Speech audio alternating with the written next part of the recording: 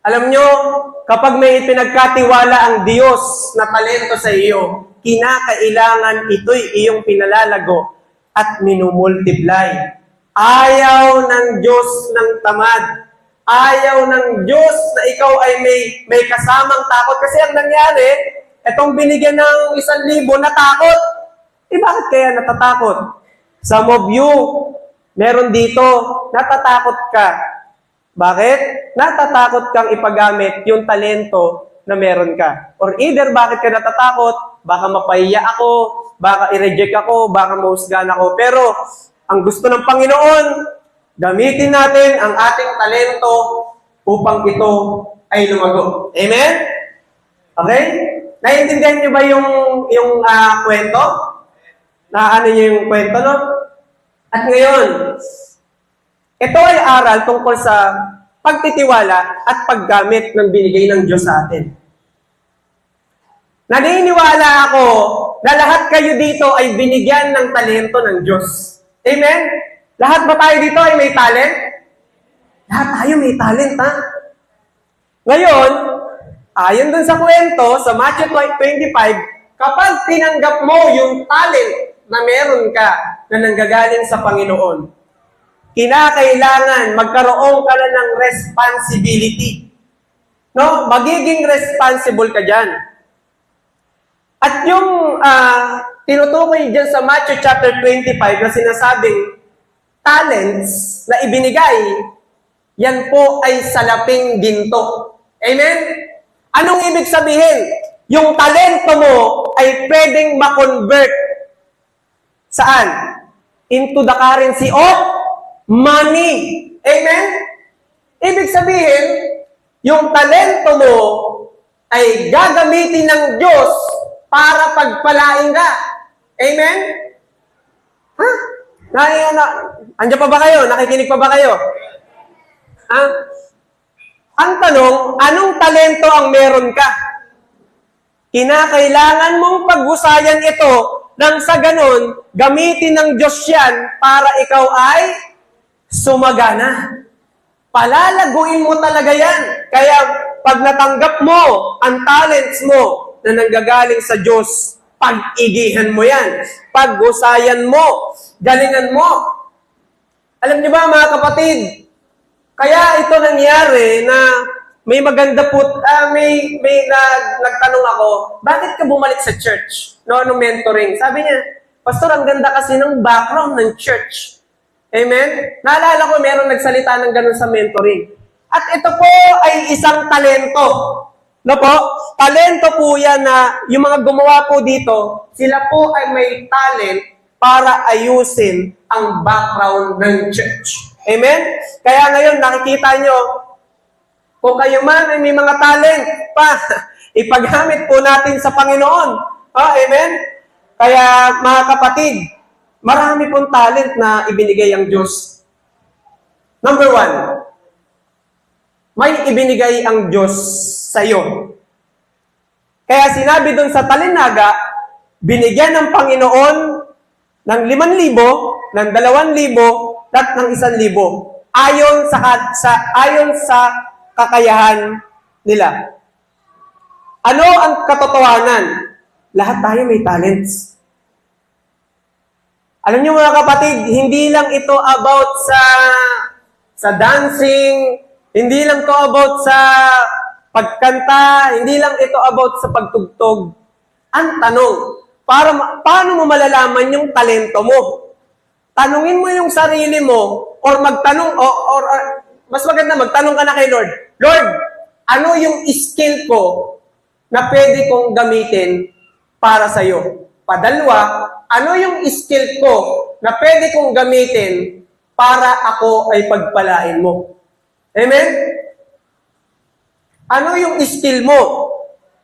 Ano yung mga opportunities na kapag dumadating sa'yo, ikaw ay pinagpapala ng Panginoon Diyos? Or kaya ano yung personality mo? Ano yung mga gifts mo? Ano yung mga experiences mo? Ano yung meron ka? Ano yung resources na meron ka? Ano yung calling ng Diyos sa'yo? Kapatid, maraming hindi blessed sa buhay. Bakit? hindi mo nalaman yung giftings na binigay sa'yo ng Diyos. Kung gusto mong pagpalain ka ng Panginoon sa iyong buhay, at more money to come, at marami kang ma-attract, or mamagnet mo ang maraming pera, talaga sasabihin mo, Lord, ina-attract ko ang kaperahan, ang pagpapala, sa north, sa east, sa west, sa south. No? Tanungin mo sa Panginoon, Lord, anong skill ito na magagamit ko? Ipagamit mo sa Panginoon. Kung ikaw man ay nakikita mo na parang ikaw ay magaling sa maintenance or sa pag-aayos ng mga gamit sa church, edi ipagamit mo sa Panginoon. Kung magaling ka mag-design, tulungan nyo dito sila Ivan, tulungan nyo sila Bobby, sila Sister Janine. Kung kayo ay magaling mag-serve, tulungan nyo ang mga elders, ang mga asheret. Kapag may dumadating, i-welcome po natin. Kung ikaw naman ay magaling mag-serve, dagdag na natin. Baka pwede kang tumulong, mag-ayos ng upuan, maglinis. Kung ikaw naman ay magaling mag-instrument, pwede mong ipagamit sa Diyos. Okay? Para nang sa ganun, hindi na lang lagi natin nakikita ang mga tumatayo dito na lagi na lang sila. Kaya nag-e-expect po ako na J1 Taytay, kayo po ay gagamitin ng Diyos, lalong-lalo na po sa kanyang ubasan. Ang tanong, yung ibinigay ba ng Diyos ay ginagamit natin? Di ba? Katulad ka ba ng binigyan ng 5 talento at ng 2 talento na ginagamit mo? Ito. Or, ikaw yung binigyan ng 1 talento na ibinaon na lamang ang talento sa lupa at walang nangyari. At sabi pa nga sabi ng Diyos, tamad at tanghal, bakit mo ibinaon yan sa lupa? Dapat yan ay iyon na lamang inilagay sa bangko para tumubo man lang. Nakita niyo yung thinking ng Panginoon? Lagi siya sa tubo. Ibig sabihin, gusto ng Diyos na tayo po ay mabunga sa ating ginagawa. Amen? Kaya number 2. Ano yung una natin? May ibinigay ang Diyos. Number 2. Lumalago lang ang talento kapag ginagamit. Amen? Alam niyo po, ako po ay nagsimula sa ministry. No? Ilang taon na. Alam niyo po na ako po ay marunong mag-keyboard. Ako po ay nagpa-piano. Kung makikita niyo po yung piano ko, dati na ginagamit, ito po ay laging sira. Nasisira po talaga siya. Bakit? Halos araw-araw po ay ginagamit ko at ako po ay nagpa-practice. Binibigyan ko po yan ng oras at lagi po ako nagpa-practice. Amen? Nagpa-piano po ako ngayon. Dati pala, sorry, no?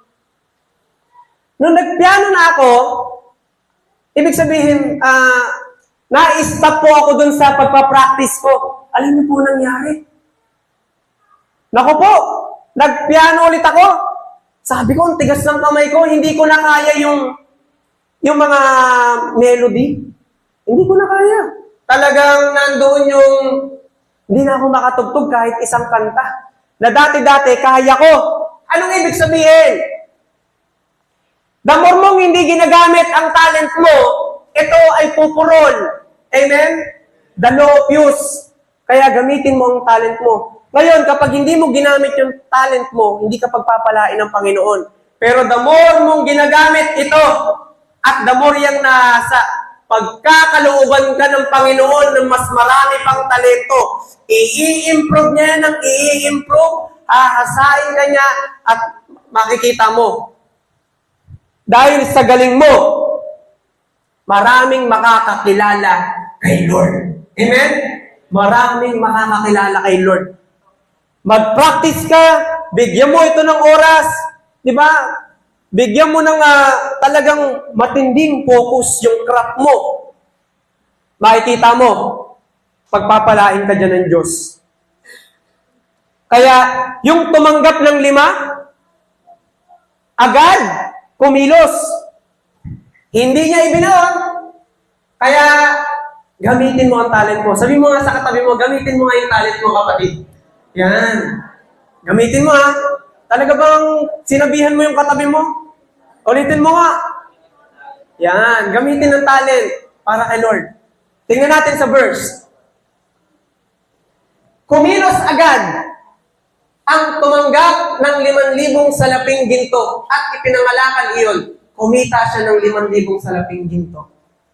Alam mo, sa totoo lang, if you want to, kung gusto mong pagpalain ka ng Diyos sa buhay mo, ang kinakailangan mo ay action. Sabihin mo action.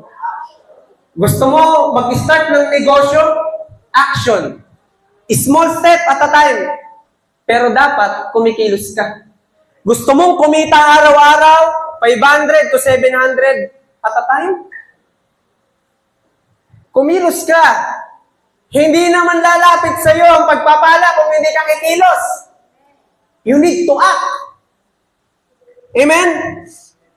Gusto mo pala na ikaw ay kumikita ng, o for example, kung ikaw ay nagmomotor, kailangan ikaw ay magdi-deliver. Amen? Ikaw ay maglalalamog. Ikaw ay magjo-joyride. Ikaw ay mag-aangkas. Sino naman dito ang nakaranas ng freedom at ng kalayaan na nanggagaling sa Diyos? Amen?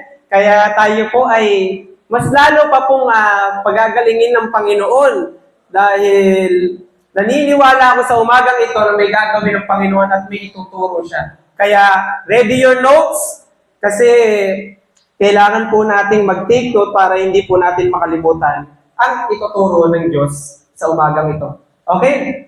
Tayo po'y dumiretso na. Ang ating topic po ngayon sa umagang ito, make your talents grow. Okay? Make your talents grow. Palaguin ang iyong talento. Yan. Sino dito naniniwala na ikaw ay may talent? Say amen. Sino dito ang lahat naniniwala na may talent na ipinagkaloob sa iyo ang Diyos? Okay? Lahat po tayo ay may talent na ipinagkaloob ang Panginoon. At sabi po sa verse ng Matthew chapter 25 verse 29, sapagkat ang mayroon ay bibigyan pa at mananagana, ngunit ang wala, kahit ang kakaunting nasa kanya, ay kukunin pa. Yan po ang sinasabi ng Matthew 25 verse, chapter 25 verse 29. Alam niyo po, ito pong Matthew chapter 25, ikukwento ko na lang po no, para mas mabilis. Kasi pag binasa natin, medyo matagal-tagal. Ito po yung kwento ng isang, ipaparaphrase ko na lang, ng isang may-ari or isang manager na may negosyo, no? May negosyo siya. After nito, may mga tauhan siya. Pumili siya ng 3 tauhan. Yung isa, tinawag niya, sabi niya, aalis ako at may pupuntahan ako. Sabi ng may-ari, ipagkakatiwala ko sa iyo itong 5,000 salaping ginto. Okay, binigay niya yung 5 talents doon sa isang tauhan niya at tinawag niya yung pangalawa at binigyan niya ito ng 2 talents. At yung pangatlo ay tinawag niya rin at binigyan ito ng 1 talento. Nung ibinigay na ito sa kanila, yung mga talentong ito, agad kumilos itong mga tauhan niya. At ito'y kanilang, yung binigyan ng 5,000 at ng 2,000, minultiply nila yung talents nila. Ibig sabihin, pinalago nila yung talento na ibinigay, yung ipinagkatiwala ng Lord sa kanila. Tapos, yung binigyan ng 1,000 ginto, hindi niya ito pinalago. Bagkos, ang ginawa niya, humukay siya sa lupa at ito'y kanyang binuon.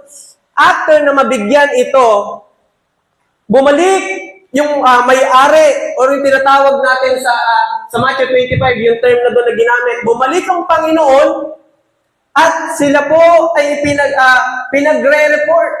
Sabi niya sa isang binigay niya ng 5,000 talents, kamusta ang aking ipinagkatiwala? Sabi ng binigyan ng 5 talents, ito po, Master, aking Panginoon. Ito po yung ipinagkatiwala yung 5,000 at ito pa po ang tinubo. Ibig sabihin, dumoble yung ipinagkatiwala. Ganon din yung binigyan ng 2,000 at ibinigay niya ito sa Master at binigay yung tubo. At yung isa naman ay hinihingian niya ng report. Kamusta ang ipinagkatiwala ko sa yung 1 talent? Anong sinabi nito? Anong sinabi nito sa kanyang master, sa kanyang Panginoon? Sabi niya, ako po ay natakot. Alam kong inaani niyo ang hindi niyo iniyasik. Kaya't ang ginawa ko po ay ibinoon ko po ito sa lupa. Alam niyo po ba na nung nalaman ng may-ari na ibinaon, nung binigyan ng 1,000 sa lupa yung talento, nagalit po yung may-ari. Ang sabi niya dun sa term na yon, hangal at tamad.